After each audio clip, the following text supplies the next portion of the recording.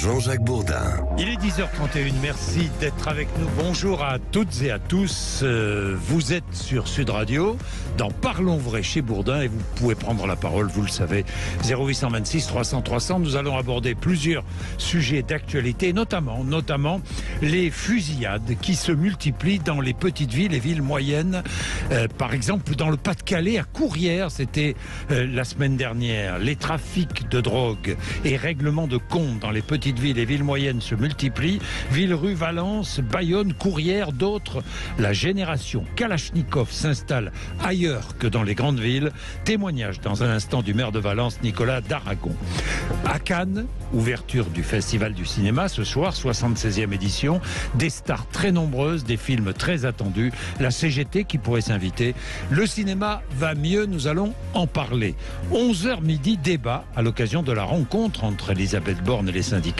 La CGT, mais aussi Henri Guénaud et de nombreux économistes défendent l'indexation des salaires sur les prix. Depuis 40 ans, le pouvoir d'achat baisse de génération en génération. Indexer les salaires sur les prix, est-ce le meilleur moyen de lutter contre le déclassement des classes moyennes, justement? 0826 300 300, c'est la question que je vais poser. Débat entre 11h à midi, ça sera passionnant à 12h05 avec nous. Nous parlerons d'autre chose. Je lui poserai la question d'ailleurs. Je poserai la question à notre invité, le député PS de l'Eure, Philippe Brun, sur l'indexation des salaires sur les prix. Philippe Brun qui lance une convention intitulée « Retrouvons le peuple ». Le PS, dit-il, est devenu le parti du peuple sans le peuple. La gauche, c'est maintenant être contre l'autoroute, la viande, contre les compteurs Linky. Nous ne défendons plus les classes populaires, ajoute-t-il. C'est très intéressant, tribune et remarque très intéressante de Philippe Brun, qui sera donc notre invité tout à l'heure entre midi et demi. Vous êtes sur Sud Radio, vous savez que tous les jours, vous pouvez retrouver votre émission Parlons Vrai chez Bourdin. Si vous avez manqué le direct, si vous voulez réécouter l'émission, ce n'est pas compliqué, aucun problème, elle est immédiatement disponible en podcast sur sudradio.fr et sur notre application Sud Radio. Vous pouvez aussi nous écouter en direct sur Facebook Live, en Facebook Live et sur YouTube, en direct et en replay sur notre chaîne Sud Radio. Comme tous les jours, dans quel monde on vit avec Félix Mathieu. Bonjour Félix. Bonjour Jean-Jacques. C'est un mystère, vieux de 79 ans, il vient d'être levé. La disparition de 47 soldats allemands en Corrèze. Un résistant de 98 ans vient de révéler avoir assisté à leur exécution. Oui, personne ne savait ce qu'ils étaient devenus, ces 47 soldats capturés en juin 1944 à Tulle. Mais au soir de sa vie, le secret était trop lourd à porter pour Edmond Réveil, 98 ans.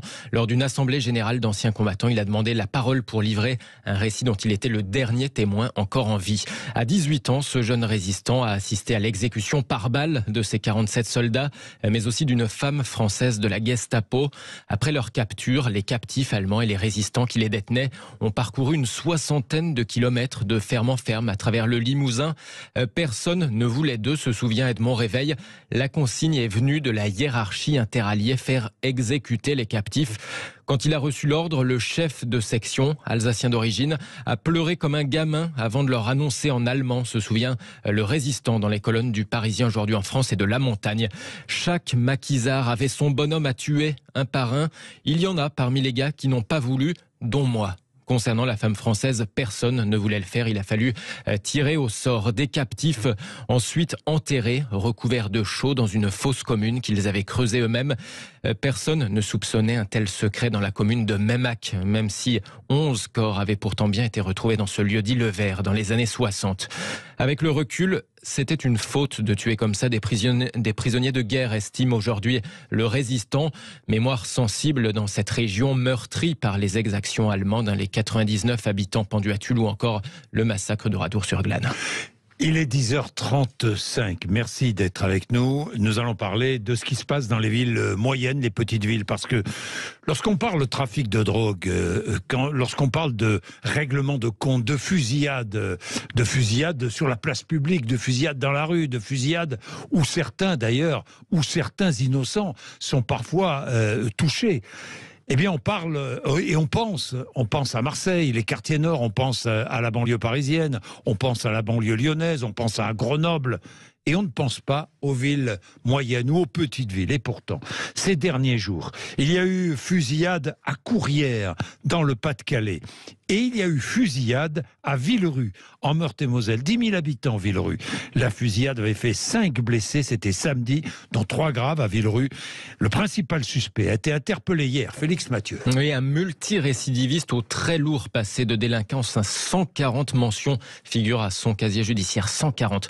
Très connu de la police. Depuis qu'il a 16 ans, il ne fait que des allers-retours en prison, témoigne une source proche de l'enquête. En octobre dernier, il avait percuté un véhicule de la section d'intervention de Metz après un refus d'obtempérer, épisode pour lequel il avait été condamné à de la prison ferme. Il avait été libéré il n'y a pas longtemps. Et il est issu d'une famille de 5 frères, dont 4 sont connus pour des affaires de vol, de violence et pour divers trafics. Selon cette même source, la fusillade pourrait avoir été conduite en représailles à une humiliation récente subie par un membre de la fratrie. Il a été interpellé à 6h05 hier à proximité du domicile de ses 2 frères, puis placé en garde à vue, précise le procureur de la République de Nancy. La fusillade est intervenue sur un point de deal. Sur place, 20 étuis de 9 mm ont été retrouvés, ce qui fait penser à un pistolet mitrailleur, précise aussi le procureur. Les investigations vont maintenant s'attacher à déterminer s'il était seul ou bien s'il avait par exemple un chauffeur à ses côtés. Trafic de drogue, fusillade dans des villes, petites villes comme Villerue ou des villes moyennes comme Valence. Le maire de Valence est avec nous, Nicolas Daragon. Bonjour. Bonjour. Merci d'être avec nous. Est-ce que vous avez remarqué, alors c'était la semaine dernière, à Valence, il y a eu fusillade, et règlement de compte, 3 morts, c'est bien cela ? C'est Nicolas, ça. 3 morts. Est-ce que vous avez... trafic de stupéfiants, évidemment, Nicolas Daragon. Deux motifs majeurs qui ressemblent beaucoup à ce qui vient d'être dit à l'instant. Le premier motif, c'est une confrontation de bandes pour occuper le terrain du deal. Avec, ça c'est le résultat du travail de la police judiciaire qui déstructure un certain nombre de réseaux. Et comme je le dis depuis le début, malheureusement, une fois que le réseau est déstructuré, la sécurité publique ne prend pas le relais. Ça veut dire qu'on n'a pas assez de policiers nationaux sur le terrain. Et puis, deuxième motif, celui-là ressemble à celui évoqué à l'instant, c'est des confrontations entre bandes de quartiers différents qui règlent leur compte dorénavant, plus lors de rixes ou de bagarres, mais avec des armes.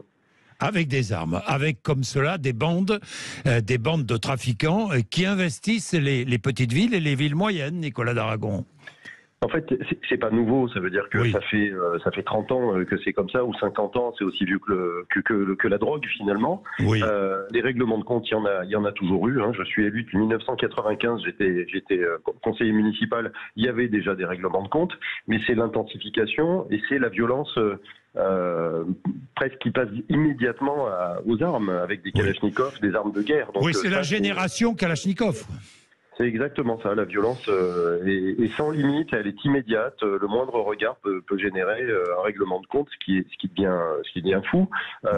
Et par ailleurs, le recul de l'autorité de l'État, qui pendant cette même période a été de plus en plus puissant, avec dorénavant finalement une forme de liberté de se déplacer avec des armes au vu et au su de tous. Oui, mais Nicolas Daragon, comment faire ? Plus de forces de police. Je crois que des CRS ont envoyé un renfort à Valence, mais vous dites que ce n'est pas suffisant. Des CRS, nous, ce que nous voulons, ce sont des policiers qui pourraient être sur le terrain 24 heures sur 24, c'est cela ? En vérité, ce qu'on demande tout simplement, c'est de prendre en considération la spécificité des villes de taille moyenne. Vous l'avez dit à l'instant, ça veut dire qu'on connaît parfaitement les lieux de deal. On n'est pas dans une immensité géographique comme dans les métropoles où ça devient difficile de maîtriser les choses. Nous, on a 2 rues où on sait qu'il y a une activité de deal extrêmement forte. Et donc, quand la police judiciaire fait son travail et qu'elle obtient des résultats, que les bandes sont déstructurées, tout de suite après, évidemment, il y a une confrontation pour occuper le terrain. Sauf que si on avait un peu d'effectifs de sécurité publique, on pourrait harceler ces lieux de deal pour les faire reculer petit à petit. Mais rien n'est fait de ce point de vue-là. Nous, on ne veut pas des forces mobiles en réaction, comme on l'a à chaque fois. Et d'ailleurs, on voit que ça fonctionne. Quand ils sont là, évidemment, les choses se calment. On les veut en opération surprise et régulière pour harceler les trafiquants. Et ça, on peut le faire dans nos villes. On peut arriver à des résultats parce qu'on connaît exactement les lieux, les familles, les réseaux. Tout ça est parfaitement maîtrisé par la police judiciaire. Quand un point de deal est démantelé, il se reconstitue très vite, Nicolas Daragon. Dans les 10 jours. En une semaine, il est reconstitué. Mais bien sûr, ça veut dire que lorsque les interpellations ont lieu le matin à 6 heures du matin Oui. avec 50 policiers, il faut que le lendemain, il y ait des opérations de sécurité publique avec des effectifs sur le terrain en permanence. Il ne faut pas attendre qu'il y ait un drame ou des confrontations entre bandes pour venir envoyer des CRS. Et des actions vers les consommateurs, parce que s'il y a consommateur, il y a trafic. S'il n'y a pas consommateur, il y a moins de trafic. Bien sûr, il y a les amendes pénales là, qui ont été mises en place. J'ai appris récemment par un haut magistrat que 70% d'entre elles n'étaient pas recouvrées. Ça veut dire qu'on verbalise, mais on ne va pas au recouvrement. Donc évidemment qu'il faut continuer à verbaliser. Peut-être qu'il y aura une progression dans le recouvrement, mais pour qu'il y ait de l'offre, il faut qu'il y ait de la demande. Donc il faut agir sur tous les pans du trafic. Les dealers s'installent dans les sous-préfectures ou dans les petites villes ou les villes moyennes comme la vôtre, préfecture. Pourquoi ? Parce qu'il y a moins de forces de l'ordre, c'est cela ? S'installe là parce que ce que moi je sais, eux le savent. La doctrine d'emploi des forces mobiles dorénavant au niveau national, ça a été annoncé malheureusement très ouvertement, c'est de les mettre dans les métropoles parce que entre les gilets jaunes et la contestation sociale qu'on a connue, il n'y a plus assez d'heures, il faut prévoir les Jeux Olympiques, donc on concentre dans les plus grandes villes. Très bien, donc ça veut dire que les villes moyennes comme nous, je ne sais pas si de temps en temps au ministère de l'Intérieur, il y a des gens qui réfléchissent vraiment. Nous sommes sur le sillon alpin, sur le sillon rhodanien, à 100 km de Grenoble, à 100 km de Lyon, à 200 km de Marseille, on est sur le passage quand on remonte de l'Espagne et qu'on va vers le nord de l'Europe, et non, on ne pense pas que des villes comme Valence peuvent être la cible de gros trafiquants. Et pourtant, les grosses saisies ont lieu sur l'autoroute, par les douanes, à Valence Sud ou à Vienne. Donc on est exactement au bon endroit. Et on déshabille les villes moyennes, et on a des représentants de l'État au niveau local qui n'ont pas la capacité de convaincre, et on a des représentants au niveau national qui malheureusement nous obèrent totalement de leur spectre. Ce sont des habitants, des Valentinois qui conduisent ces trafics, qui sont au cœur de ces trafics, ou ce sont des hommes venus d'ailleurs ? Pas seulement des Valentinois, évidemment, que ceux qui sont sur le trottoir, qui tiennent le mur en bas de l'immeuble, oui, je pense qu'ils sont Valentinois, mais les gros trafiquants, on sait très bien qu'ils ne sont pas d'ici. Il y avait un réseau de Grenoblois, un réseau de Marseillais. Chaque fois, on évoque évidemment des gens qui sont issus qui installent comme ça des réseaux dans des villes moins importantes, évidemment.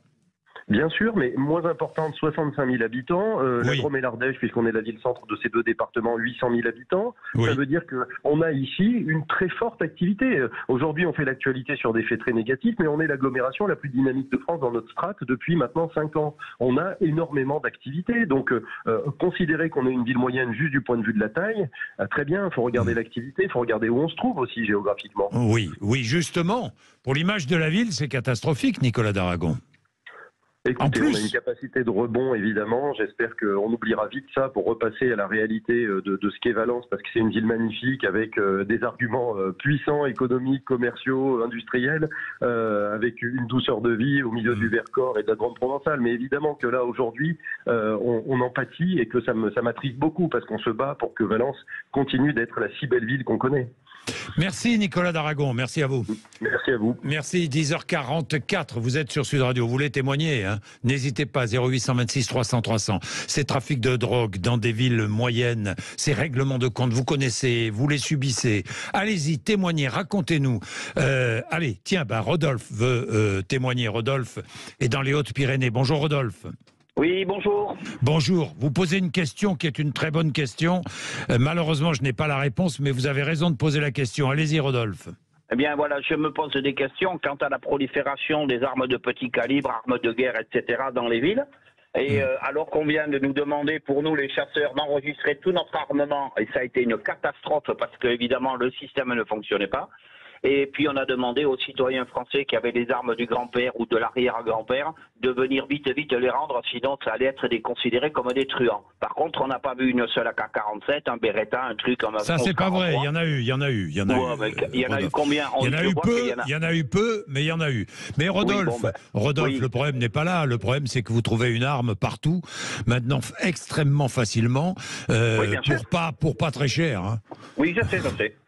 C'est ça le problème. C'est ça le problème. Alors les trafics, les armes souvent venues à un temps des Balkans, maintenant d'Europe de l'Est, et puis vous savez, vous avez des trafiquants qui profitent des situations internationales et des guerres pour organiser des trafics. Hein. Oui, non, mais bien sûr. Ça, je n'en disconviens pas. Mais par contre, on continue à emmerder le citoyen normal.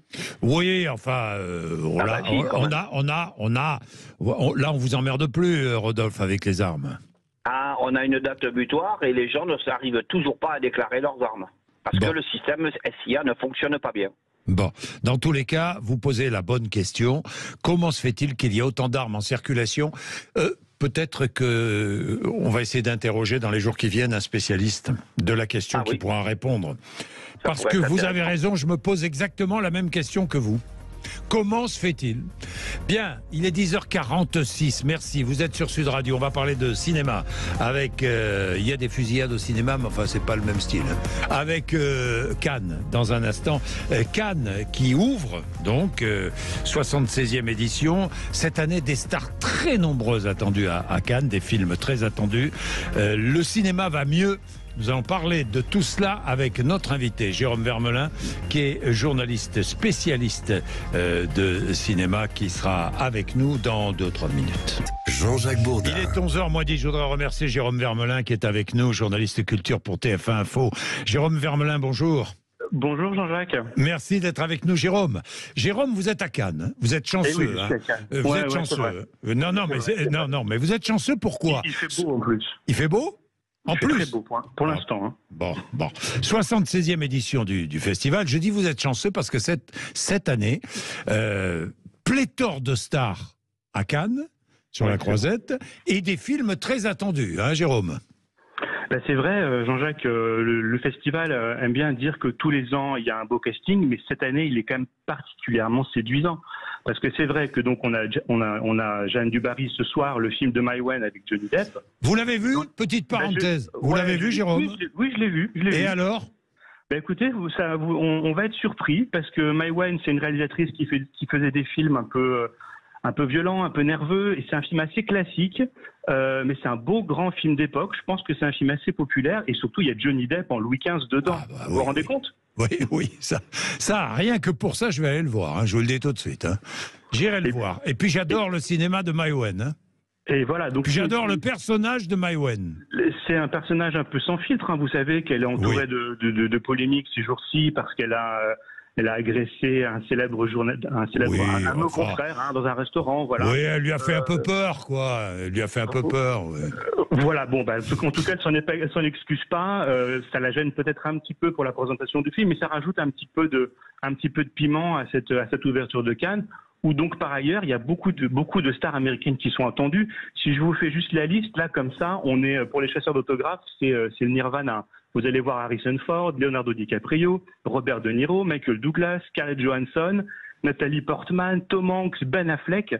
C'est un casting de dingue, non ? Mais dites-moi, mais j'imagine une affiche avec tous ces acteurs-là, avec ce casting-là, ça serait incroyable. Mais c'est incroyable cette année. Et les films ? Quels sont les films très attendus ? Alors les films très attendus, bon, on a parlé de Jeanne du Barry. Un événement mondial, c'est quand même Indiana Jones 5. Indiana Jones, c'est le cadran de la destinée. Oui. C'est le 5e et dernier film, a priori, d'Indiana Jones pour Harrison Ford, qui vient d'avoir 80 ans. Il va monter les marches jeudi. C'est un événement très très attendu. Au-delà de ça, il y a beaucoup de films.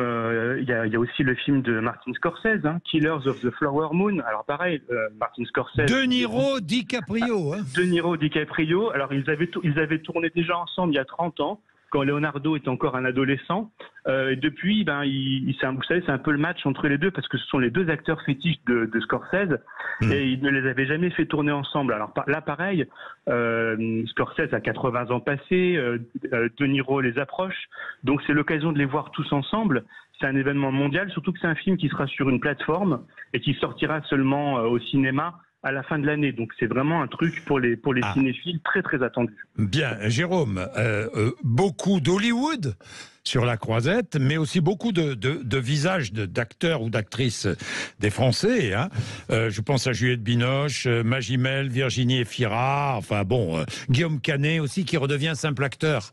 Qui redevient simple acteur dans un film qui s'appelle Acide, qui est un film fantastique réalisé par un jeune réalisateur qui s'appelle Juste Philippot, qui avait fait un film qui s'appelait La Nuée, avec une invasion de grillons dans le sud de la France. Oui. C'est dans un rôle un peu différent. Il y a aussi quelqu'un que les Français adorent, qui va monter les marches ce soir, c'est Pierre Richard. Oui. Rendez-vous compte, Pierre Richard qui joue dans le film de Maïwenn avec Johnny Depp. Et qui à ce stade de sa carrière va avoir droit ce soir à une unité démarche magnifique. En fait, il y a un peu toutes les générations du cinéma français. Il y a aussi 88 ans, Pierre Richard. 88 ans, c'est magnifique. Voilà, il a un rôle assez copieux dans Jeanne du Barry. Et je pense que pour la salle, pour lui, ça va être l'occasion d'un bel hommage. En fait, il y a un peu toutes les générations du cinéma qui se bousculent à Cannes. Et ça permet comme ça une grande communion malgré tout ce qui peut se passer autour. La Palme d'Or.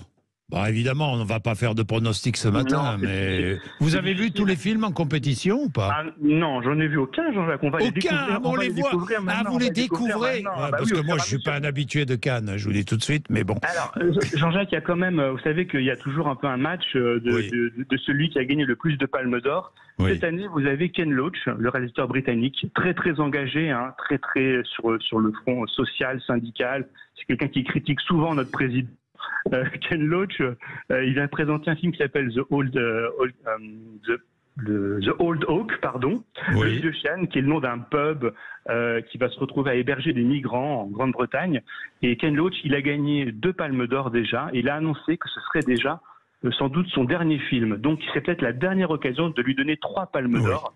Et ça, c'est peut-être un peu tout un symbole comme ça pour un homme très engagé qui fait des beaux films. Après, il y a aussi beaucoup de réalisateurs qu'on connaît déjà, Nanni Moretti, Wim Wenders, des gens qui sont déjà venus à Cannes plusieurs fois, et puis une nouvelle génération qu'on ne connaît pas encore, mais qui pourrait un peu voler la vedette. Bon, le cinéma va mieux.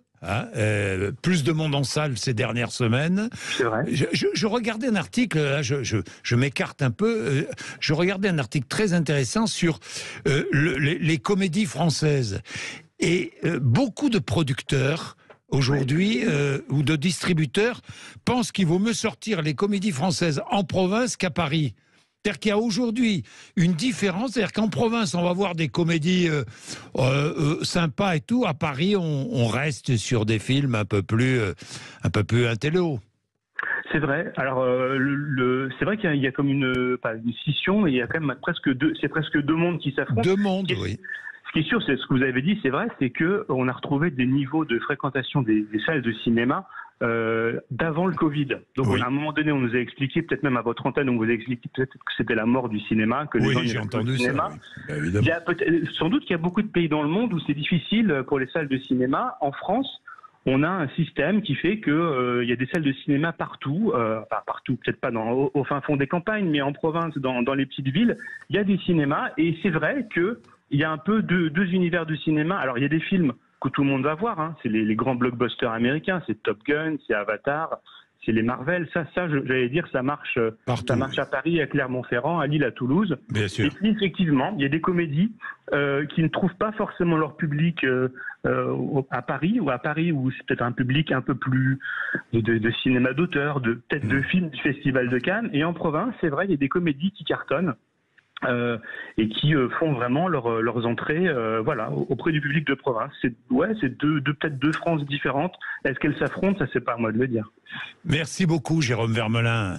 Bon festival dans tous les cas. Jean-Jacques. Merci, journaliste culture pour TF1 Info à suivre évidemment sur LCI TF1. Il est 10h57, vous êtes sur Sud Radio, merci de nous accompagner. Nous allons ouvrir le débat entre 11h et midi, c'est un débat très très intéressant autour des salaires. Pourquoi les salaires? Parce qu'au-delà de la réforme des retraites, les syndicats vont être reçus par Elisabeth Borne et les syndicats vont parler salaire, augmentation de salaire, coût de la vie, évidemment, c'est le principal problème, le pouvoir d'achat. Eh bien, il y a des propositions qui sont partagées par beaucoup maintenant. Indexer les salaires sur le coût de la vie. Est-ce une bonne ou une mauvaise idée? Débat entre 11h et midi, 10h58. Jean-Jacques Bourdin. Il est 11h04, merci d'être avec nous. Comme tous les jours, débat entre 11h et midi autour de l'actualité, d'un sujet d'actualité et des invités évidemment qui connaissent le sujet et qui vont pouvoir débattre en apportant des arguments les uns les autres. François Gérolf est avec nous, économiste à l'OFCE. Bonjour. bonjour. Léon Desfontaines, qui est secrétaire général du mouvement des jeunes communistes, bonjour. Bonjour. Et Daniel Labaronne, qui est député Renaissance, responsable de la Task Force sur la dépense publique, économiste, bonjour. Bonjour. Merci d'être avec nous tous les trois pour ce débat autour de cette question. Faut-il indexer les salaires sur l'inflation? Est-ce une bonne ou une mauvaise idée? Et puis j'ajoute une autre question. Indexer les salaires sur les prix, est-ce le meilleur moyen de lutter contre le déclassement des classes moyennes? C'est une question que je pose qui est peut-être finalement la meilleure des questions. Bien, nous allons... Ça vous fait sourire, hein, Daniel Labaronne, parce que j'ai entendu le président de la République qui nous dit qu'il allait baisser les impôts pour les classes moyennes. Alors, c'est indexer les salaires sur l'inflation, c'est peut-être le meilleur moyen d'aider les classes moyennes. Ah non, je pense pas du tout. Non. Alors allez-y, dites-moi pourquoi non. Alors je pense que c'est une très très mauvaise idée parce que ça a déjà été expérimenté et ça a été catastrophique. Notamment du point de vue de l'accélération de l'inflation. C'est François Mitterrand qui disait que l'inflation, c'est l'impôt des pauvres et c'est la prime pour les riches. Mais expérimentez quand? Justement en 81 et dans les années... 83. Alors de 81 à 83, et c'est à la suite de l'augmentation très importante de l'inflation que Jacques Delors a mis en place la politique de rigueur à partir de 83. Cette politique de rigueur, elle s'est retournée en quelque sorte contre les salariés les plus modestes. Et puis, comment on finance l'augmentation des salaires? Par les gains de productivité. Essentiellement. Or, en ce moment, les gains de productivité sont très faibles. Pourquoi? Parce que nous avons beaucoup recruté, notamment des jeunes, et ces jeunes sont moins habiles, sont moins efficaces que les anciens. D'ailleurs, les seniors, faut les garder dans les entreprises parce qu'ils sont très très productifs. Et puis la troisième raison, c'est que moi je veux bien qu'on nationalise les entreprises, qu'on confisque la propriété privée, qu'on étatise l'économie. Moi, je suis favorable à l'économie de marché. Et je pense que les entreprises, elles augmentent les salaires parce qu'elles savent très bien que si elles ne les augmentent pas, leurs salariés vont aller à la concurrence. Or, en ce moment, il est difficile de trouver des salariés qui veulent venir travailler. Donc, il faut les conserver absolument dans l'entreprise. Et pour ça, on augmente les salaires. Bien, il y a en Europe deux pays où les salaires sont indexés sur l'inflation. La Belgique et le Luxembourg. Félix Mathieu. Oui, par exemple, en Belgique, c'est assez simple, c'est quasiment mécanique. Quand la hausse des prix des biens de consommation dépasse un certain seuil, eh bien, les salaires sont revalorisés d'autant, plus 11%. Par exemple, pour cette année, c'est la revalorisation moyenne de janvier dernier. Dans ce calcul sont pris en compte l'alimentation, l'énergie, le logement, mais pas l'alcool, ni le tabac, ni d'ailleurs les carburants. Les salariés belges se montrent évidemment plutôt attachés à ce système quand les employeurs le dénoncent, se disant pour certains étranglés par des revalorisations dont ils n'ont pas les moyens. En France, en tout cas, effectivement, cette indexation a été supprimée en 83. Bien. Est-ce que la Belgique est le pays où les salaires sont actuellement les plus hauts? Je ne sais pas, mais j'ai vu une enquête récente. Nous avons déjà un système d'indexation des salaires sur l'inflation concernant le SMIC. Déjà, et ça me paraît une mesure uniquement juste. Uniquement le SMIC. Mais si on devait généraliser cette indexation, ce serait catastrophique pour la compétitivité de nos entreprises et du coup pour l'emploi des personnes. Et donc, je crois que le meilleur moyen, c'est plutôt que d'indexer les salaires sur l'inflation, c'est de mettre en place une politique visant à baisser les impôts sur les classes moyennes. Ça me paraît la bonne idée. Bien. Vous n'êtes pas d'accord, j'imagine, Léon Desfontaines. Non, au contraire. Pourquoi? La CGT va proposer cela en rencontrant Elisabeth Borne, mais il n'y a pas que la CGT. Je regardais la tribune d'Henri Guénaud dans Le Monde ou Le Figaro ce matin, et il défendait cette indexation des salaires sur l'inflation. Il n'est pas le seul des économistes à défendre cette indexation. Alors, Léon Desfontaines. Non, bien sûr, c'est une proposition qui est transpartisane, tout simplement parce qu'aujourd'hui, elle relève du bon sens. Du bon sens parce qu'on a une partie de plus en plus considérable de nos concitoyens, des Françaises et des Français, qui n'ont plus les moyens aujourd'hui, qui vivent de la privation et qui n'ont plus forcément les moyens justement de subvenir à l'ensemble de leurs besoins. Et aujourd'hui, la réponse qui est faite par le gouvernement, elle est double. Elle est d'un côté, on baisse les impôts, d'un autre côté, on augmente les allocations à la CAF, notamment la prime d'activité. Moi, il faudra quand même m'expliquer comment, en baissant les impôts, on est capable de se dire qu'une partie du salaire, parce que c'est comme ça que c'est justifié, sera versée par l'impôt via la prime d'activité. Et la prime d'activité, aujourd'hui, elle a de nombreux trous dans la raquette. Moi, j'en identifie notamment un, c'est qu'aujourd'hui, un ouvrier, je vais prendre mon cas personnel, tenez, j'étais payé 1 300 € par mois il y a quelques années, lorsque la prime d'activité a été mise en place. J'ai touché la prime d'activité, j'ai emménagé avec ma compagne, jeune enseignante, payée 1 700 € par mois. Je n'ai plus le droit à la prime d'activité. Pourquoi ? Parce que le revenu du foyer était trop conséquent. Donc, il y a des trous dans la raquette aujourd'hui qui sont énormes sur cette prime d'activité. Enfin, c'est les impôts qu'ils payent. Si on baisse les impôts, je ne sais pas comment on est capable de continuer cela. Et je vais vous donner un dernier exemple, juste avant de venir sur votre plateau. J'étais avec les salariés de Verbaudet. Verbaudet, c'est une entreprise dans le Nord qui est en lutte, justement en grève depuis 9 semaines. 82 salariés sur le site en grève pour réclamer des augmentations de salaire. Aujourd'hui, Verbaudet, on commence au SMIC, on finit sa carrière au SMIC, il n'y a aucune augmentation qui est faite. Et elles se sont mises en grève, ces ouvrières, pour augmenter une augmentation de salaire. Ce que leur a dit leur employeur, c'est si jamais on augmente vos salaires, vous perdrez la prime d'activité. Donc en plus, il y a une mise au chantage aujourd'hui, un chantage qui existe. Il y a des propositions qui sont faites par la direction de Verbaudet, ces augmentations d'environ 7%. J'ai vu. Bien. Qu'en pensez-vous, François Gérolf ? Vous êtes économiste à l'OFCE. Bah oui, alors les économistes... Encore une fois, il y a débat entre économistes. En tout cas, il y a plus débat que ce qu'on dit habituellement. Oui. Jusqu'ici, c'est vrai qu'il y avait une certaine forme de pensée unique. C'est une idée qui progresse, d'autant plus que les économistes qui avaient prévenu sur l'imminence d'une boucle prix-salaire, comme on dit, c'est le fait que lorsque les prix augmentent, les salaires augmentent automatiquement, et du coup, on obtient une spirale inflationniste. C'est quelque chose qu'on voit dans aucun pays européen et qu'on voit pas en particulier en France, de telle sorte que les salaires réels diminuent très rapidement. Et c'est vrai que ce qui a présidé à la logique... Je fais juste en Belgique, où ça existe, il n'y a pas eu de hausse des prix. Alors il y a eu une hausse des prix qui est 4,9%. Qui est plus 4,9%. Alors c'est ce qu'on appelle un effet de base, donc c'est un petit peu technique.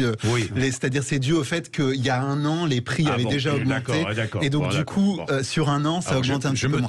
Donc c'est vrai que mais ça a augmenté un petit peu plus, mais ça n'a pas augmenté dans des proportions. Oui, ça n'a pas fait augmenter les prix, et ça n'a pas abouti à une spirale inflationniste qui est la spirale qu'on redoute, que les économistes redoutent potentiellement dans des cas comme celui-là. Mais s'il n'y a pas une spirale prix salaire, c'est qu'il y a des gains de productivité en Belgique. Beaucoup plus qu'en France à l'heure actuelle. Pourquoi ? Je l'ai dit, nous avons un taux de productivité faible. Parce que nous avons recruté 1,5 million de personnes qui n'ont pas encore toutes les compétences, toute la formation, toute l'expérience. Et donc, nos gains de productivité ont chuté. Or, on peut tout à fait financer à la fois des hausses de salaire, des baisses de prix, quand on a un taux de productivité élevé, ce qui n'est pas notre cas aujourd'hui. Par conséquent, il faut d'abord retrouver des marges de manœuvre avec des gains de productivité élevés pour à la fois augmenter les salaires et baisser les prix. Mais comme vous l'avez dit vous-même, c'est un effet de composition. C'est-à-dire qu'il y a beaucoup de gens qui sont rentrés sur le marché du travail avec une productivité moindre. Les gens en place ont vu leur salaire réel diminuer. Est-ce que leur productivité a baissé ? Ça se discute. Est-ce qu'elle a baissé à hauteur ? J'ai 2-3 questions pour nourrir le débat. J'ai 2-3 questions. Léon Desfontaines va répondre, mais j'en ai une. Est-ce que depuis 40 ou 50 ans, le pouvoir d'achat baisse de génération en génération en France ? Oui ou non ? Mais non, mais bien sûr que non. On peut pas dire, on peut pas affirmer ça. Non, je pose la question. Je n'affirme rien, je pose la question. Alors depuis 40 ans, non, parce que depuis 40 ans, ça nous amène à 1983. En revanche, si vous regardez depuis 96, en réalité, suivant les indicateurs que vous prenez, c'est là où la mesure de l'inflation va être quelque chose de très important. Vous voyez que les salaires augmentent quand même très lentement. Et ça correspond au sentiment de déclassement que ressentent un certain nombre de Français et qui est beaucoup plus une réalité que ce qu'on entend souvent. On dit le ressenti ne correspond pas à la réalité, etc. Les gens ne comprennent pas. Je pense qu'en fait, c'est un débat beaucoup plus ouvert que ce qu'on dit. Léon Desfontaines ? C'est simple, de toute façon, et encore plus, je pense, sur la période récente. Aujourd'hui, l'augmentation, l'inflation alimentaire, ce qu'on appelle l'inflation alimentaire, est aux alentours de 16%. L'augmentation moyenne, et c'est une moyenne, je le répète, des salaires n'est que de 4,5%. Donc forcément, oui, il y a aujourd'hui une baisse du pouvoir d'achat, et je pense que n'importe quelle Française et Français est tout à fait en capacité d'y apporter son témoignage. Maintenant, aujourd'hui, moi, ce que je vois, c'est que la proposition de refuser, justement, cette proposition qui avait été émise par les syndicats, qui a été émise également par Fabien Roussel à l'Assemblée nationale, d'indexer les salaires sur l'inflation l'inflation est de plus en plus minoritaire. On avait un de vos confrères, Pierre-Olivier Gourinchas du FMI, qui était chez vos confrères de France Info il y a quelques jours, qui disait qu'il s'était trompé et qu'en effet, il n'y aurait pas une hausse de l'inflation en augmentant les salaires, car les marges des entreprises françaises, du CAC 40 notamment, peuvent largement absorber l'augmentation des salaires, qui ont été partagés également par différents économistes de la Banque Centrale Européenne. Donc aujourd'hui, la réalité, c'est que vous vous enfermez dans un dogmatisme en refusant de vouloir augmenter les salaires, alors qu'une partie non négligeable, au-delà des couleurs politiques, au-delà des syndicats, aujourd'hui le défendent comme étant une mesure indispensable pour permettre de redonner du pouvoir d'achat aux Françaises et aux Français. Et je pense qu'on y gagnerait tous aujourd'hui à faire un pas de côté et à pouvoir avancer à ce débat-là rapidement à l'Assemblée nationale. Redonner du pouvoir d'achat, c'est offrir des emplois à nos jeunes. Bien sûr. C'est de faire en sorte qu'ils passent du statut où ils n'ont pas de job à un statut où ils ont un job, un contrat à durée indéterminée avec un salaire qui tombe tous les mois. Et puis, là encore, si vous parlez des entreprises du CAC 40, donc en France, il n'y aurait que 40 entreprises. Voilà.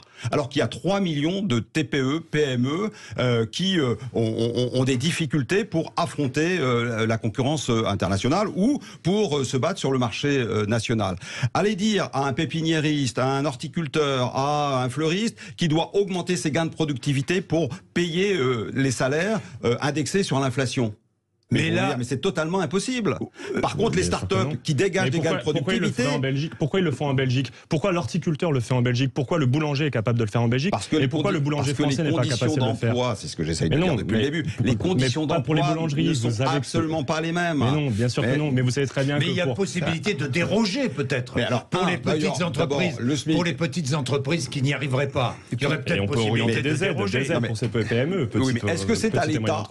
Est-ce que c'est à l'État de dire aux entreprises quelle doit être leur politique salariale? Oui, s'agissant du SMIC. Est-ce que c'est à l'État de verser un complément de salaire? C'est ça la question. Est-ce que c'est à l'État? Est-ce que c'est à nos impôts de verser des compléments de salaire, comme c'est le cas actuellement? L'État a agi à travers les primes, la prime Macron, à travers les dispositifs de l'intéressement, à travers le dispositif de participation, à travers ce que nous mettons en place, à travers le partage de la valeur. Donc, nous sommes conscients qu'il faut agir sur tout un tas de dispositifs pour permettre d'améliorer le pouvoir d'achat de ceux qui travaillent. Vous contestiez la question de la prime d'activité, mais la prime d'activité, c'est pour permettre qu'il y ait un écart de revenus entre ceux qui ne travaillent pas et ceux qui travaillent. Et quand le président de la République parle des classes moyennes, c'est justement cette population-là qui se lève tôt le matin, qui va travailler et qui travaille durement et qui doit voir ses impôts baisser. C'est ce que nous ferons. La prime d'activité, c'est une allocation, c'est pas un salaire. Et aujourd'hui, le meilleur moyen de revaloriser le travail, comme vous le défendez, et je partage totalement votre point de vue sur la défense du travail, c'est de revaloriser les salaires. Les salariés de Verbaudet, je réitère,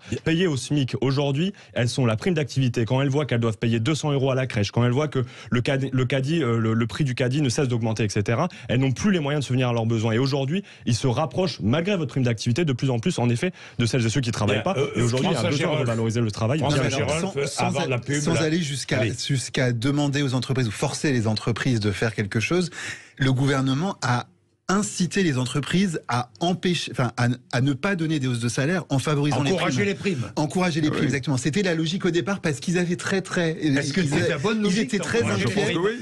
Je me demande a posteriori, c'est toujours plus facile de refaire le match a posteriori, donc c'est vrai qu'ils l'ont fait au départ. Maintenant qu'on voit que les salaires vraiment sont très très lents, on pourrait peut-être remettre en cause ces dispositifs d'incitation de prime. Alors j'ai plein de questions à vous poser, messieurs, mais petite pause, 11h18. Jean-Jacques Bourdin. Faut-il indexer les salaires sur l'inflation? C'est une question qui est posée dans le débat aujourd'hui en France. Et pour en parler, François Gérolf, qui est économiste à l'OFCE, Daniel Labaronne, député Renaissance, économiste, responsable de la Task Force sur la dépense publique. Je ne sais pas ce que c'est. C'est quoi la Task Force? C'est un groupe de réflexion de députés qui réfléchit sur l'efficacité de la dépense publique. D'accord.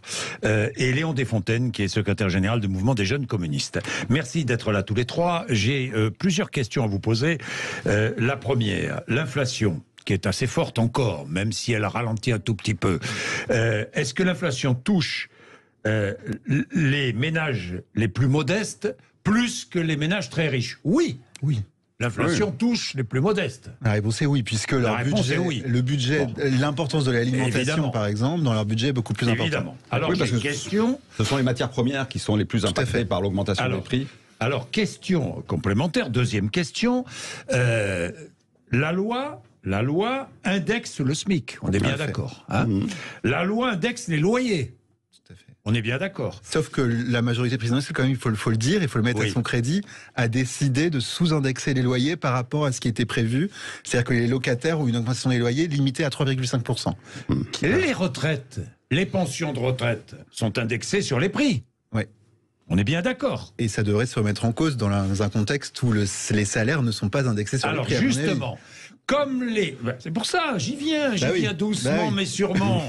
Doucement mais sûrement. Mais comme... Les péages autoroutiers sont indexés sur les prix. Oui, mais c'est... Bon, je m'en tiens en retraite. Oui, c'est vrai. Je m'en tiens en retraite. Les pensions de retraite sont indexées sur les prix. Ça, pas toutes. Hein. Comme les salaires ne le sont pas, eh bien, le déficit des retraites se creuse. Ou pas? Ah oui, ça a un effet, effectivement. Ça a un effet. Et là, je rejoins la réforme des retraites. Puisque vous me dites que vous engagez votre réforme des retraites pour des raisons, pas que, mais pour des raisons financières aussi. Mais alors, si vous indexiez les salaires sur l'inflation, peut-être que vous trouveriez de l'argent pour la réforme des retraites. Oui, mais enfin là, c'est un jeu de bonne taux, là. C'est-à-dire que... Non, pas de bonne taux, c'est une réflexion comme ça. Non. La question de l'inflation, c'est une question délétère. Dès lors qu'on libère les chevaux, vous pouvez être sûr que... Ensuite, il sera extrêmement compliqué de revenir en arrière. D'abord, je voudrais rappeler que l'inflation, certes, elle est forte, mais elle est conjoncturelle. Bon, dans les perspectives de l'OFCE, on nous dit qu'en 2024, il devrait y avoir une baisse sensible de l'inflation. Or, si vous commencez à indexer les salaires sur l'inflation, vous allez mettre en place une politique structurelle qui va rester très longtemps. Et du coup, ce sera très compliqué. Les salaires augmenteront moins si l'inflation augmente moins. Oui, mais vous ne pouvez pas mettre en place un système sur le long terme pour répondre à une question conjoncturelle. Voilà. L'idée, c'est de faire en sorte de regagner des gains de productivité. C'est ça l'essentiel. Je crois qu'on se détourne de l'objet essentiel. Il faut que notre économie soit plus productive, plus efficace, plus agile, que chaque travailleur puisse dégager davantage de production. Et alors, à ce moment-là, vous aurez plusieurs effets, parce que j'ai parlé de l'augmentation de la productivité qui finance l'augmentation des salaires, qui permet une baisse des prix, et en plus qui donne des revenus aux entreprises, et aux TPE et aux PME. Donc le cœur de la bataille, c'est pas de remettre l'État dans la gestion des salaires des entreprises, comme au bon vieux temps de l'économie planifiée et collectiviste. Que je sache, la Belgique, le Luxembourg sont pas des pays collectivistes. C'est de faire en sorte que les entreprises, d'abord, gèrent les salaires en fonction de la conjoncture dans laquelle elles se trouvent. Aujourd'hui, moi, toutes les entreprises que je rencontre, qui ont un carnet de commandes plein, me disent il faut absolument que je garde mes salariés. Et pour que je les garde, il faut que j'augmente les salaires, parce que sinon, ils vont partir à la concurrence. Donc, le jeu de l'économie de marché contribue aujourd'hui à l'augmentation des salaires. Remettre l'État dans cette affaire-là, moi qui suis favorable à l'économie de marché, ça ne me paraît pas une bonne idée.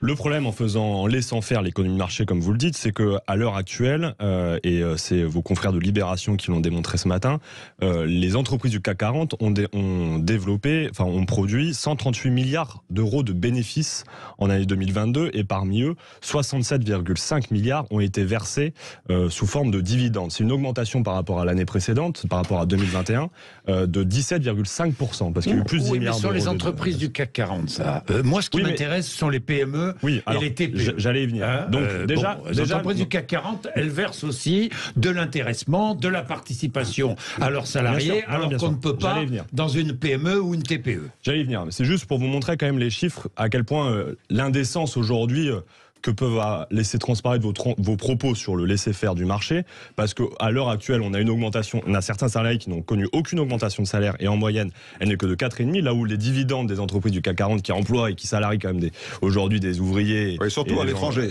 pas en France. Et des gens aussi en France, malheureusement. Très peu. Bien sûr, et ça implique une autre politique d'ailleurs de votre part, je pense, mais aujourd'hui, on va. Bon. Et sur les entreprises, sur les PME, sur les petites et moyennes entreprises, aujourd'hui, il faut savoir quand même que la partie des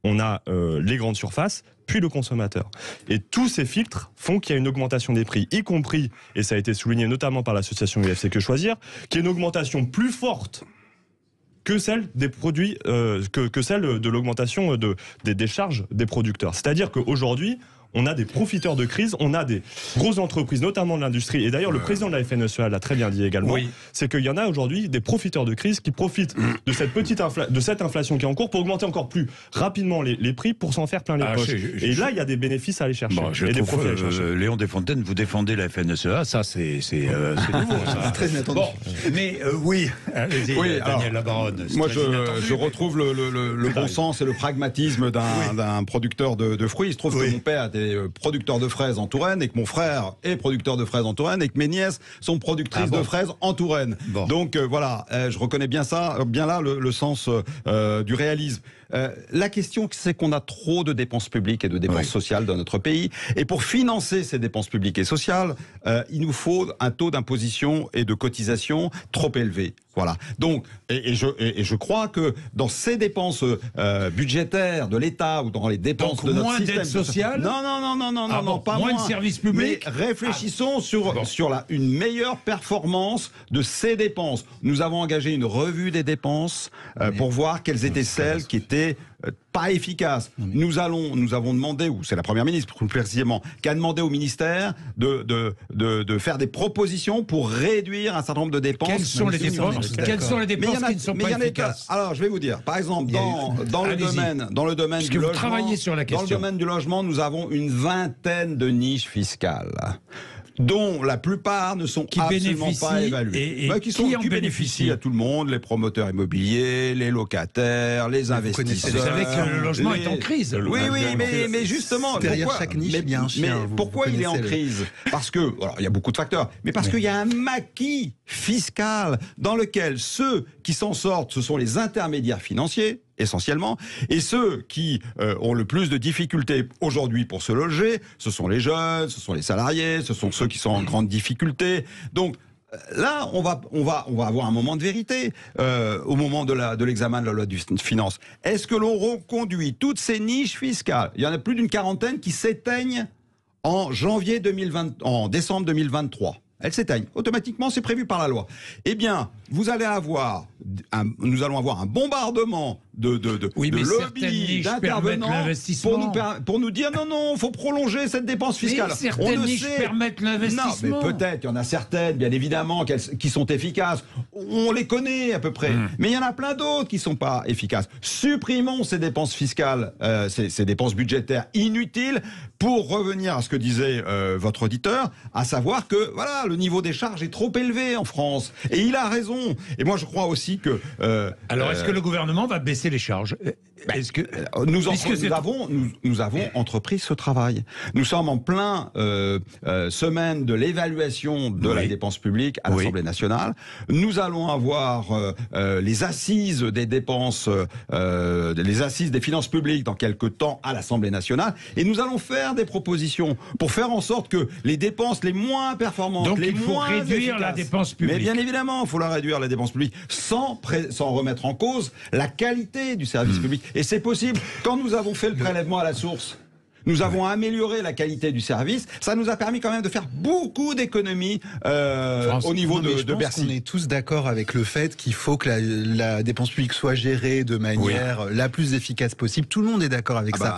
Non, mais le problème, c'est qu'il y a eu plan sur plan. Vous savez, il y a eu la RGPP. Enfin, tout le monde, tous les présidents sont venus avec leur plan Action 2030. À chaque fois, ça a un nouveau nom. Et en pratique, à chaque fois, ça accouche d'une souris, et même c'est pire, c'est-à-dire qu'on a tendance, malheureusement, alors qu'on pense qu'il y a beaucoup d'inefficacité, etc., à chaque fois, on finit par couper là où c'est les gens les plus utiles, les infirmières, etc. Donc, les gens ont l'impression que le service public se dégrade à chaque fois qu'on fait des économies. Alors, je suis d'accord avec vous, il faudrait qu'on soit plus efficace, etc., mais en pratique, on n'y arrive pas. C'est-à-dire, on est tous d'accord avec ça. On est complètement idiots, quoi. Je dis pas ça, mais je dis non, des dépenses qui sont inutiles, qui alimentent des rentes.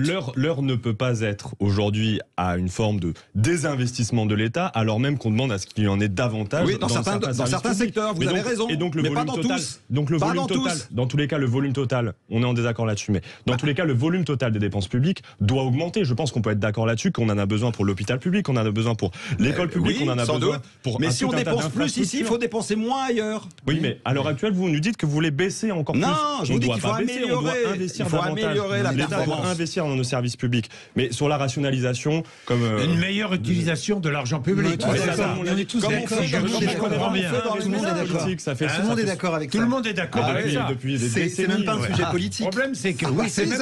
Bah non, mais qui est pour qu'on gâche de l'argent public?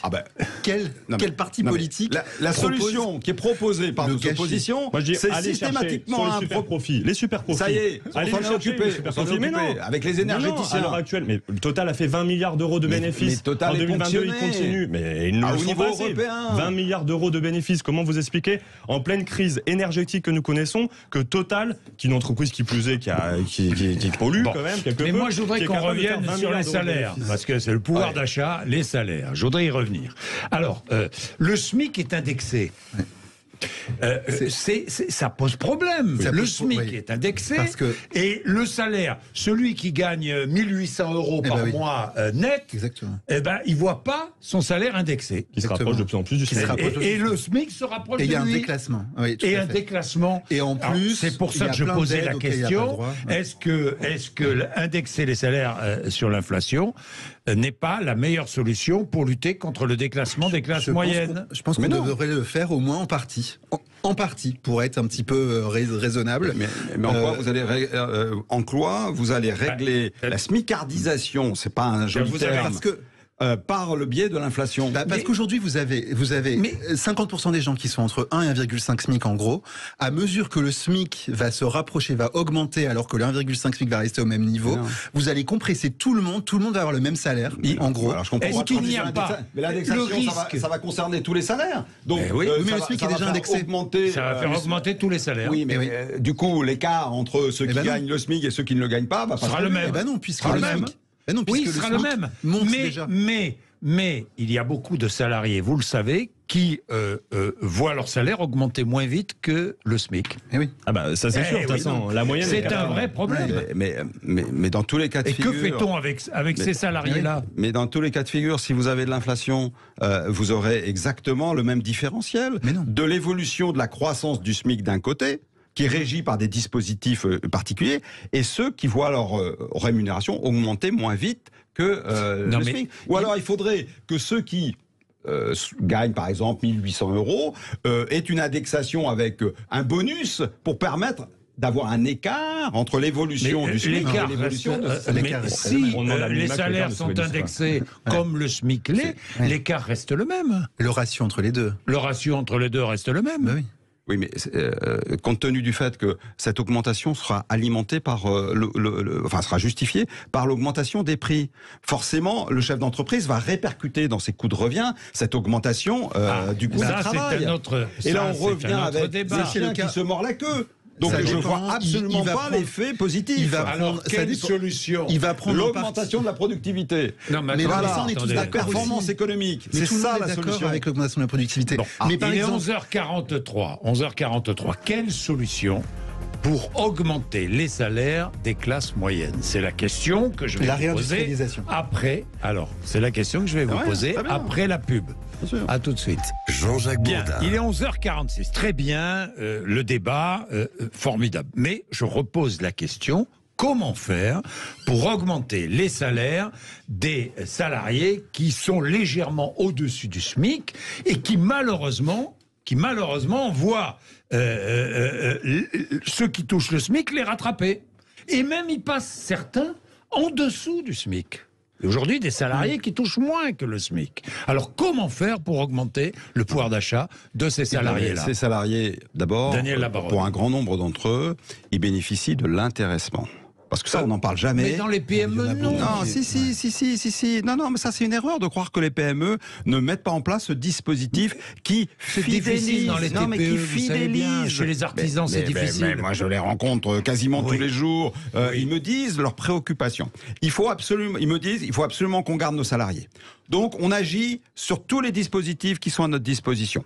1, la prime, Macron. 2, le dispositif d'intéressement. 3, la participation aux résultats de l'entreprise. 4, la répartition de la valeur. Et ils sont autour de la table, les salariés et le patron, et on essaye de voir jusqu'où les augmentations de salaire peuvent aller pour pas mettre non plus en difficulté l'entreprise. Bon, c'est ça la vie réelle dans les TPE et les PME. Et puis le chef d'entreprise, il dit attention, à un moment donné, je peux pas vous augmenter davantage parce que on va être en difficulté, on n'est pas encore assez agile, assez productif, assez efficace. Il faut qu'on investisse, qu'on se forme, qu'on travaille mieux ensemble, de manière à améliorer notre efficacité productive, notre capacité à attaquer le marché international et le marché national. Et les salariés sont conscients de cela. Ils voient bien. Et d'ailleurs, c'est eux qui vont dire cette machine, elle nous fait perdre du temps parce qu'elle tombe souvent en panne. On perd en efficacité. Et le patron va dire on va essayer d'investir pour améliorer notre productivité, notre production. Voilà, ça se passe comme ça dans les TPE, PME. Il faut arrêter d'opposer les patrons, les grands patrons aux salariés. Il y a un dialogue de gestion confiant qui se déroule dans un grand nombre d'entreprises. Qui en est où ça se passe mal? Je suis pas naïf, c'est sans doute le cas. Mais la survie de l'entreprise, de la TPE-PME, c'est de conserver ses salariés. Pour conserver ses salariés, il faut augmenter leur salaire. Parce que sinon, ces salariés s'en vont. Et comment on augmente les salaires? En discutant et en améliorant l'efficacité de l'entreprise. En ouvrant des discussions dans les branches professionnelles. Mais oui, mais c'est la vraie vie. C'est ce que demande la CFDT, donc vous êtes d'accord? Oui, c'est les branches professionnelles se mettent d'accord dans le cadre d'une démarche paritaire, syndicats, ouvriers, syndicats professionnels, représentants du patronat. Oui, si c'est négocié, s'il y a des perspectives d'évolution positive. Est-ce qu'aujourd'hui vous vous êtes député de la majorité, il faut que les salaires augmentent? Mais oui, bien sûr. Il faut dire ça. À partir du moment où on enregistre, où les entreprises font des bénéfices, il faut que ce bénéfice soit le mieux réparti possible. Et je vous signale un point. La répartition de la richesse entre les revenus du travail et les revenus du capital. Savez-vous que cette répartition, en valeur relative, n'a pas bougé depuis plus de 20 ans? Depuis plus de 20 ans. Donc cette vieille idée-là, selon laquelle ce seraient les revenus du capital qui se développeraient davantage que les revenus du travail, c'est absolument faux. Pas là-dessus, je suis augmentation des salaires.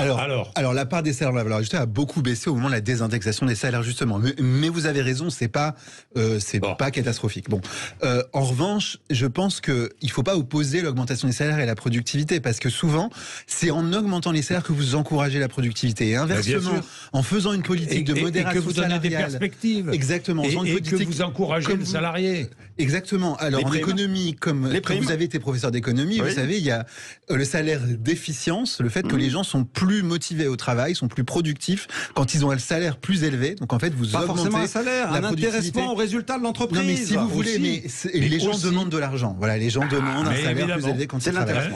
Et je pense qu'effectivement, et en plus, en encourageant les bas salaires, en baissant les charges sur les bas salaires, comme on a fait depuis 30 ans, on a encouragé en fait une smicardisation du pays. Vous avez encouragé les gens à prendre des métiers qui ont une qualification moins grande. Et si on veut réindustrialiser, si on veut encourager justement la montée en gamme, parce que c'est une autre manière de faire de la productivité, c'est de monter en gamme. Et la montée en gamme, elle est incitée aussi en disant on est une économie productive, on est capable de faire des choses qui sont compliquées, on n'est pas juste dans le dumping social, à essayer de baisser les charges le plus possible. C'est une autre manière de sortir en quelque sorte de ce débat et de cette opposition. Est-ce que vous croyez que la bonne solution, Léon Desfontaines, vous êtes communiste, est-ce que la bonne solution, c'est aujourd'hui l'ouverture de négociations dans les branches professionnelles pour, si l'on peut, augmenter les salaires? Déjà, ça, je pense que c'est le minimum. Et en réalité, en fait, aucune branche devrait pouvoir être autorisée de conserver un salaire qui est inférieur le salaire minimum de la branche qui soit inférieur au SMIC. Vous êtes comme la CFDT. Et ça, je pense que c'est le minimum. Et la CFDT a bien pointé. On est d'accord. Aujourd'hui, vous êtes d'accord. Ah oui, complètement. Bon, la version des normes aurait peut-être dû être déjà sur le bureau d'Elisabeth Borne,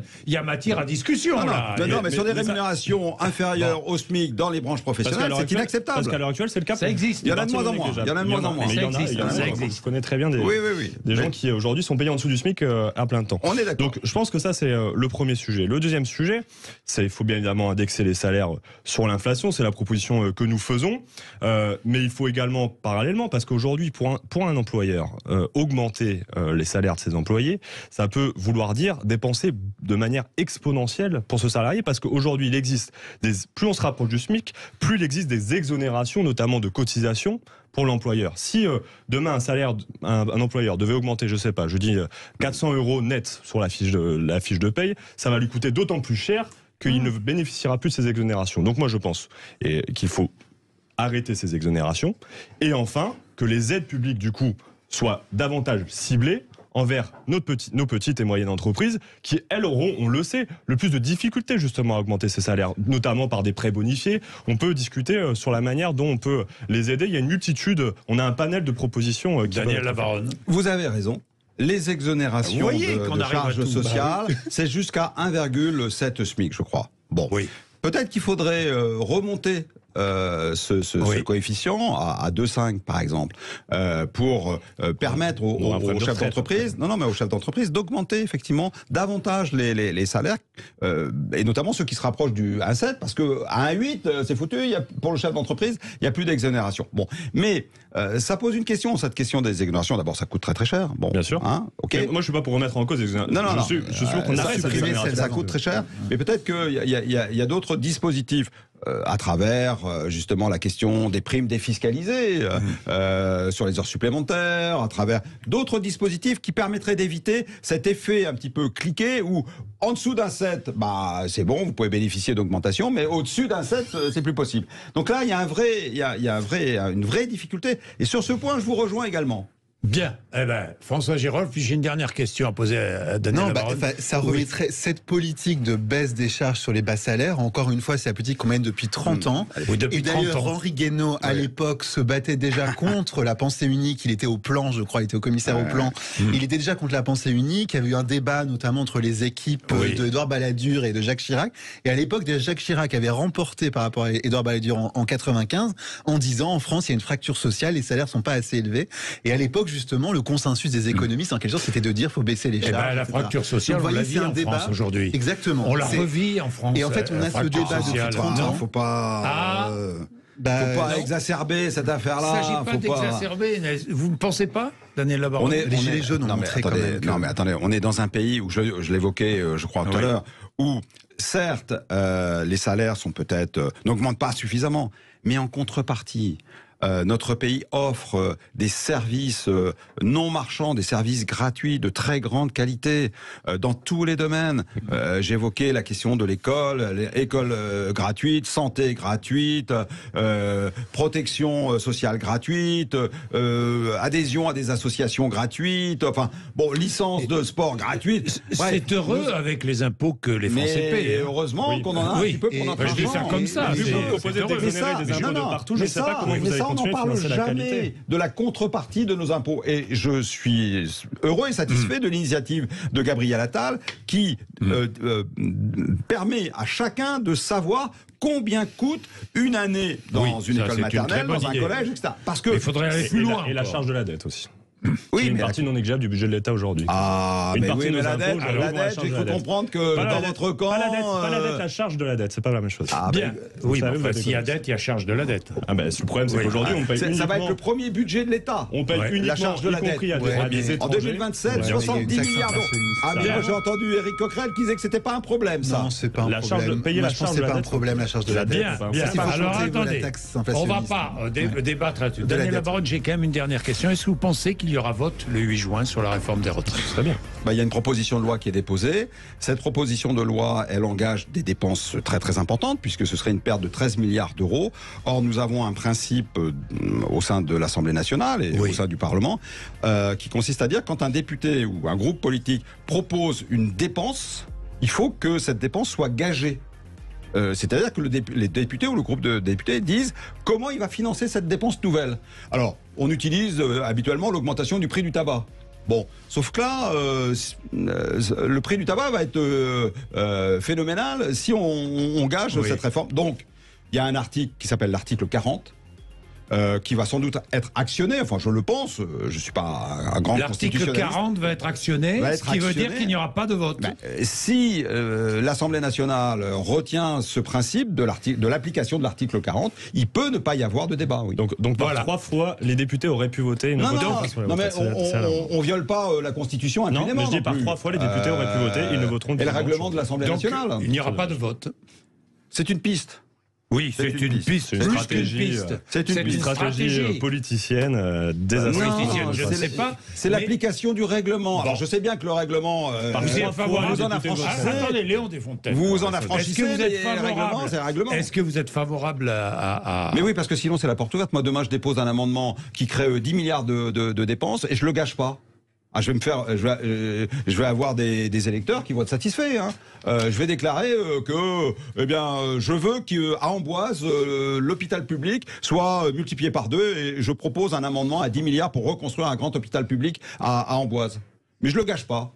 Ça, c'est l'article 40. On va me dire, monsieur le député, c'est pas possible. Bien, merci beaucoup. Merci d'être venu nous voir ce matin. Il est 11h58. Vous êtes sur Sud Radio. Merci. Jean-Jacques Bourdin. Notre dernière demi-heure, Sud Radio, Parlons vrai chez Bourdin, 0826 300 300. Je vais recevoir dans un instant Philippe Brun. Philippe Brun est député socialiste de l'Eure et il publie une tribune très remarquée à propos de l'abandon par la gauche du peuple. Le parti du peuple sans le peuple. Voilà comment il qualifie le Parti socialiste et plus largement la gauche, la NUPES. Philippe Brun pense que la gauche a abandonné le peuple. C'est très intéressant. Philippe Brun qui a engagé une convention intitulée « Retrouvons le peuple ». Philippe Brun est notre invité dans un instant.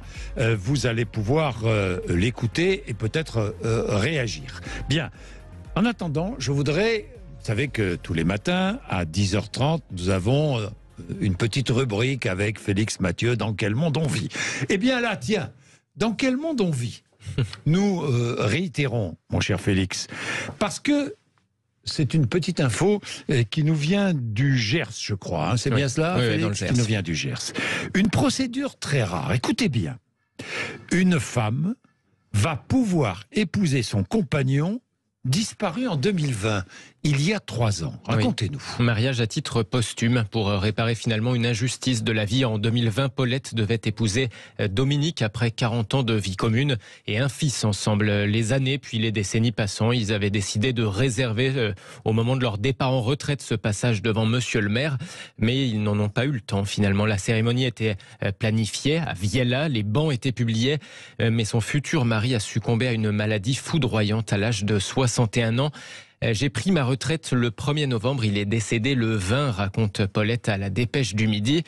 Le maire de la commune regrettait de ne pas avoir pu célébrer leur union à temps. Il lui propose donc de lancer une procédure pour permettre de le faire à titre posthume. C'est plutôt exceptionnel. Cela requiert l'accord du ministère de la Justice, puis un décret du président de la République. Alors il a fallu faire preuve de patience avant d'obtenir une réponse. Mais bon, après plusieurs lettres de relance envoyées à l'Élysée, épaulées aussi par le député de la circonscription, finalement la présidence vient de donner son feu vert à ce mariage posthume. Il va pouvoir être bientôt célébré en mairie. À l'issue de la cérémonie, Paulette sera officiellement déclarée veuve avant de recevoir donc cet acte de mariage à titre posthume. En tout cas, elle explique à la Dépêche, c'est pour Dominique que je le fais. Il est 12h10, le député socialiste de l'Eure, Philippe Brun, notre invité, dans un instant. Jean-Jacques Bourdin. Il est 12h13, notre invité Philippe Brun, député socialiste de l'Eure. Philippe Brun, bonjour. Bonjour. Merci d'être avec nous. Retrouvons le peuple. C'est un peu un cri du cœur que vous poussez, Philippe Brun. Je poserai une question complémentaire. Est-ce que être de gauche aujourd'hui, c'est être contre l'autoroute, contre la viande, contre les compteurs Linky ? Non, bien sûr, être de gauche, c'est défendre les salaires, les retraites, les gens qui travaillent dur. Et effectivement, cette phrase qui est issue d'une interview que j'ai donnée au Point ressort de conversations que j'ai avec les gens chez moi en Normandie sur les foires à tout. Les gens me disent des compteurs Linky, de la viande, de l'autoroute. Non, les gens me disent, au contraire, ils me disent, on vous attend pas que sur ce sujet-là. Ils nous disent, la gauche est à côté de ses pompes. On vous attend sur les salaires, on vous attend pour défendre ceux qui travaillent dur, et finalement vous partez dans beaucoup de combats périphériques. Vous pensez que la gauche est à côté de ses pompes? Oui, je crois que, en tout cas, c'est vérifié aujourd'hui dans les sondages. Ce qu'on constate, c'est que on parle pas suffisamment aux gens. Voilà. Alors on a retrouvé, je crois, un certain nombre de choses. Maintenant, on a un discours extrêmement clair sur les salaires, un discours très clair sur les retraites, un discours clair sur le pouvoir d'achat, et je crois qu'on doit se poser ces questions, retrouver les gens pour lesquels nous sommes censés nous battre. La gauche, elle a été inventée dans ce pays à la fin du 19e siècle pour défendre les ouvriers, les gens qui travaillent dur. Et c'est ce combat qu'on doit retrouver. Oui. Étiez-vous devenu le parti du peuple sans le peuple? Oui, un petit peu. Oui, c'est cette phrase de Joseph II, c'est le despotisme éclairé, c'est le peuple sans le peuple. Oui. On a un problème aussi de représentation politique. Aujourd'hui, 80% des députés sont cadres, alors que 80% des Français ne le sont pas. Moi, j'ai créé une école qui s'appelle l'école de l'engagement, qui est réservée aux ouvriers et aux employés. Et le but, c'est qu'on ait beaucoup plus d'ouvriers et d'employés à l'Assemblée nationale. Moi, je pense qu'il faudrait qu'on ait au moins dans les investitures des partis 40% d'ouvriers et d'employés, car l'Assemblée doit ressembler au pays. Alors, vous avez lancé une convention, Retrouvons le peuple, Philippe Brun. D'abord, est-ce que ces remarques sont partagées? Absolument. C'est une convention. Vous êtes certain partout? En tout cas, le Parti Socialiste, c'est une convention du Parti Socialiste que m'a proposé Olivier Faure, donc qui est très conscient de tout cela. Et le Parti Socialiste a décidé de consacrer toute son année de travail à cette question. Voilà, comment retrouver les gens qui ont vocation normalement à voter pour nous, dont on est censé porter la voix et qui aujourd'hui se réfugient dans l'abstention ou dans le vote Rassemblement national. Donc toute l'année, on va travailler sur ce sujet-là. Donc cette convention, elle se structure en 2 temps. D'abord, on va faire une sorte de commission d'enquête citoyenne. On va auditionner tous les gens qui ont participé à cette déconnexion profonde entre la gauche et les gens. On va auditionner les rédacteurs de la note Terra Nova. On va en reparler peut-être tout à l'heure. On va discuter. Et puis, on va ensuite aller à la rencontre des gens. On va aller faire un tour de France, voilà, à la fois dans les quartiers populaires urbains et dans la France périphérique, que je représente, dans les territoires périurbains et ruraux. Et à l'université d'été du PS à Blois, ce sera fin août. Et on fera une grande synthèse de tout ce qu'on a appris. Et moi, je remercie le Parti Socialiste et Olivier Faure d'avoir justement fait cette évolution très positive. Ce qui est étonnant, c'est que c'est un énarque, vous êtes énarque, qui s'aperçoit de cela, de l'abandon du peuple. Voilà, pardon, Philippe Brun, mais c'est vrai. Oui, alors après, vous savez, je ne vais pas m'excuser. Vous êtes d'origine modeste. Pas modeste, je viens de la classe moyenne française. Ma mère est prof au collège du Vaudreuil dans ma circonscription. Mon père, il est agent EDF. Oui, mais modeste, comprenez ce que je veux dire. Non, mais je ne suis pas modeste. Vous n'êtes pas l'élite. Non, je veux dire, après, voilà, j'étais... Vous n'étiez pas dans l'élite française. Ma mère est enseignante, donc comme beaucoup de fils d'enseignants. C'est l'élite. Oui, ma mère est enseignante et comme beaucoup de fils d'enseignants, je fais de bonnes études. Voilà, c'est comme ça que font les fils d'enseignants. Mais voilà, moi j'habite dans ma circonscription, j'ai jamais habité ailleurs. Lorsque vous allez rencontrer dans les foires à tout, les citoyens, qu'est-ce qu'ils vous disent tous les dimanches, tous les week-ends? Ils nous demandent d'être à leur côté. Il y a une vraie colère sociale aujourd'hui dans ce pays. On a le sentiment que le président de la République est enfermé à l'Élysée et comprend pas les problèmes des gens. Là, il y a un gros sujet en ce moment sur l'inflation. Quand on voit que le panier moyen a augmenté de 170 € chaque mois, il faut des mesures très fortes sur l'inflation. Et clairement, ce qu'a annoncé le président de la République, c'est pas suffisant. Il nous demande aussi plus d'écoute. Ce qui a été annoncé hier, là, les 2 milliards de baisse. Oui, quelles mesures contre l'inflation? Moi, je pense qu'il faut attaquer le problème à la racine. C'est quoi le problème aujourd'hui de l'inflation? C'est la crise énergétique. Et quel est le problème de la crise énergétique? C'est le marché européen de l'électricité qui nous amène aujourd'hui à vendre acheter notre électricité à 300, 400... L'Europe s'en est saisie. Oui, mais l'Europe, vous avez vu la proposition de réforme... Parlement européen va... Mais vous avez vu la proposition de réforme de la Commission c'est une vraie formette. On indexe toujours le prix de l'électricité sur le prix du gaz. Alors que nous, en France, on produit notre électricité d'origine essentiellement nucléaire et renouvelable et on paye une électricité extrêmement chère par rapport à ce qu'on produit. On produit notre électricité à 45 € du mégawattheure et les consommateurs, ils l'achètent à 300 € au tarif réglementé et les industriels 500, 600, 700 € du mégawattheure. Il n'y a pas que l'énergie dans l'inflation et dans la hausse du coût de l'énergie. C'est beaucoup l'énergie. C'est-à-dire que c'est essentiellement énergétique. Alors, les salaires, est-ce que vous êtes favorable à une indexation des salaires sur l'inflation. Oui, même le FMI aujourd'hui dit que ça fait sens. Donc moi, oui, je suis favorable à ce qu'on indexe les salaires sur l'inflation. Les économistes qui étaient là juste avant nous... J'ai vu ça parce que la CFDT ne défend pas cette théorie. Hein. Oui, voilà, moi j'ai écouté les économistes qui étaient sur votre antenne juste avant, très sérieux, qui disent que aujourd'hui augmenter les salaires ne ferait pas augmenter l'inflation. Donc il y a une distinction aujourd'hui, comme l'inflation a des causes essentiellement énergétiques, augmenter les salaires n'agirait pas à la hausse sur les prix. Donc moi je pense qu'il faut le faire, bien sûr. Mais alors pourquoi est-ce qu'aujourd'hui, sur le pouvoir d'achat, le parti le plus crédible, c'est le Rassemblement national? Eh bien, pourquoi? Eh bien, parce que je crois que nous n'avons pas suffisamment bien communiqué sur ce que nous faisions. Je crois que une certaine attitude à l'Assemblée nationale nous a un peu décrédibilisés. C'est-à-dire, qu'est-ce que vous voulez dire par là? On sort du débat de cet été, finalement qu'ont retenu les médias. La gravité et le sérieux, soi-disant, des députés à l'Assemblée nationale parce qu'ils avaient une cravate, et puis un sentiment de gaudriole par un certain nombre de députés de gauche. Gaudriole, voilà. Gaudriole, on s'amusait pas toujours. Un sentiment, en tout cas, un sentiment de bazar. Et moi, les gens me disent beaucoup le week-end, c'est drôle parce que franchement, je pensais pas que ça m'arriverait un jour. Les gens me disent le week-end, me plaignent. Ils me disent c'est pas trop dur l'Assemblée en ce moment. C'est quand même rare qu'on plaigne les députés. On est quand même des privilégiés. Les gens me plaignent parce qu'ils ont le sentiment qui est je crois, qui est médiatiquement alimenté, que l'Assemblée est un immense bazar, ce qui n'est pas le cas du tout. En vérité, à l'Assemblée, les débats sont très très calmes en vérité.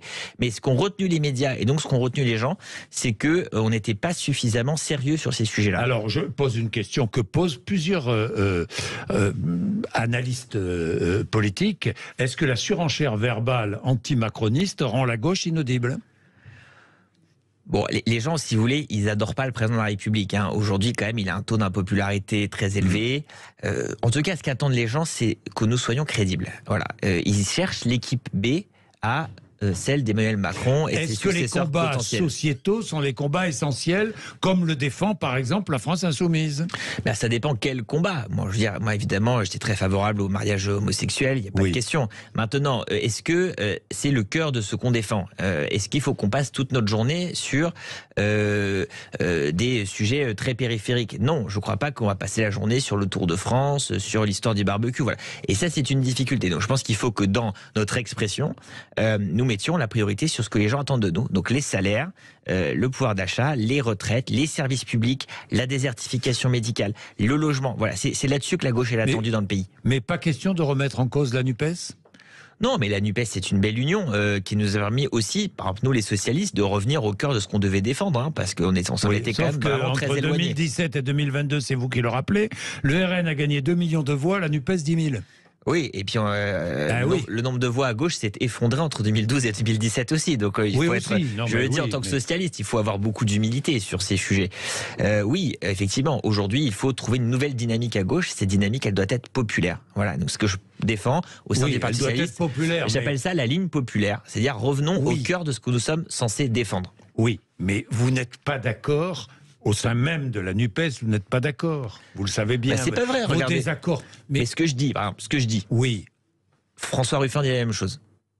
Il y a un député qui s'appelle Christophe Bex qui dit la même chose. Il y a Fabien Roussel, il dit à peu près la même chose que moi. Bon, donc finalement, on est beaucoup à le dire dans différents partis. Il y a une bonne partie d'LFI qui ne dit pas la même chose. Oui, mais bon, voilà, donc il y a une diversité aujourd'hui de positions. Ce que je constate, c'est qu'on est très très très nombreux, y compris dans la NUPES, dans tous les partis politiques de gauche, à dire il faut se recentrer, défendre les gens qui travaillent dur, les caristes, les préparateurs de commandes, les caissières, les aides-soignantes, c'est pour eux qu'on se bat. Philippe Brun, vous êtes favorable à l'économie de marché? Oui, je suis favorable à ce que, entre deux boulangeries, si vous voulez. Est-ce que vous êtes favorable à l'économie de marché? Oui, évidemment. Je suis favorable. Je suis pas favorable à tout retirer du marché. Demandez à Europe Écologie Les Verts s'ils sont favorables à l'économie de marché. Vous allez entendre la réponse. Personne ne propose de tout étatiser. Et voilà, moi je suis favorable, si vous voulez, qu'entre deux boulangeries sur la place du village, il y ait une concurrence sur le prix de la baguette entre les deux. Bon, sans équivoque au soutien à l'Ukraine. Ah bah évidemment, bien sûr. Oui, demandez à des députés LFI s'ils sont favorables sans équivoque au soutien à l'Ukraine. Mais oui, ils sont sans équivoque là-dessus, ils ont été caricaturés. Vous êtes pro-européen? Oui, enfin attention, je suis pro-européen, mais attention, il faut aussi avoir les yeux ouverts sur ce qu'est cette Europe. Voilà, moi je suis pro-européen, mais je suis pas maastrichtien non plus. Si vous voulez, moi je m'endors pas le soir en récitant le catéchisme. C'est une chose, mais l'Europe. Vous êtes pour une Europe fédérale? Non, pas du tout. Non, pas du tout. Vous êtes pour une Europe. Vous êtes pour l'Europe. Vous êtes pro-européen. Oui, mais attendez, caricature bas, je suis pro-européen, mais je crois que je suis la jeune génération. Hein, Maastricht, c'est le même âge que moi. Je pense qu'il faut aussi tirer un bilan de la construction extrêmement libérale de l'Union européenne. Et donc, pardon, on peut être pro-européen, si vous voulez, sans faire des prières païennes devant les directives européennes, reconnaître que le grand désordre énergétique qu'on vit aujourd'hui, il est d'origine de ce cadre européen, et que l'Europe a une contribution décisive à la montée du populisme, notamment de l'extrême droite. Donc on peut être très européen comme je le suis et proposer une vraie réforme aujourd'hui de nos traités. Est-ce que vous pensez qu'à LFI, on est très pro-européen? Oui, mais bien sûr, il ne faut pas caricaturer. Bien sûr, ils ne sont pas anti-européens. Ils sont effectivement favorables à réformer profondément les institutions. Nous aussi. Est-ce que vous êtes favorable à une liste commune? Une liste commune aux européennes? Je fais entre PS, Europe Écologie Les Verts, PC, LFI. Écoutez, les choses, elles sont simples. D'accord ? On sera en 2024. Il faut que les gens aient un bulletin de vote assez clair. Les gens, ça va être désespérant s'ils voient sur la table de vote 5 bulletins de vote de gauche différents. C'est désespérant. Le PS, c'est clair, un bulletin de vote PS. C'est désespérant. Bon, alors, moi, la position que je porte, elle est pas, c'est pas celle officielle du parti. Hein, donc c'est ma position à moi. C'est votre position, mais c'est pour ça que je vous interroge. Moi, ma position, c'est qu'il faut se rassembler, parce qu'en face, on a le Rassemblement national qui va faire 28-29%. Il faut qu'il y ait un bulletin de vote extrêmement clair pour plus de justice sociale, pour plus d'écologie, pour une Europe des gens contre l'Europe de l'argent. Et moi, je crois qu'il faut qu'on ait une liste unique. Voilà. Alors après, qu'il soit pluriel, hein, attention, avec des gens différents. Après, chacun défend ses positions, mais je crois qu'il faut qu'on se rassemble. Voilà. Et il y a une demande d'unité aujourd'hui. Hein, là, il y a une demande d'unité. Les gens nous demandent de l'unité, nous demandent de nous rassembler, de nous parler. Voilà. Donc, voilà, je ne crois pas que ce serait une bonne nouvelle. Demande sont vos militants? Non, pas les militants. Ça ne dépasse pas les militants. Écoutez, Jean-Jacques, vous lisez les sondages. Je crois que c'est 75% des électeurs de gauche qui demandent une liste commune. Bon, sur les marchés, on vous demande une liste commune tous les week-ends? Sur les marchés, on s'en moque des européennes. On va se le dire clairement. On parle beaucoup des européennes dans les médias, mais si vous voulez, c'est quand même pas le sujet de priorité number one des Français. Je suis d'accord. Voilà. Merci Philippe Brun d'être venu nous voir. Merci. C'est une voie divergente, hein, vous avez compris. Enfin, c'est une alerte que vous lancez quand même. Hein. Vous lancez à tous vos camarades de gauche. C'est une alerte. Si nous continuons à abandonner le peuple, nous sommes morts. C'est ce que vous voulez dire. Merci, 12h26. Merci de nous suivre tous les jours. On se retrouvera demain. C'est l'heure d'André Berkoff.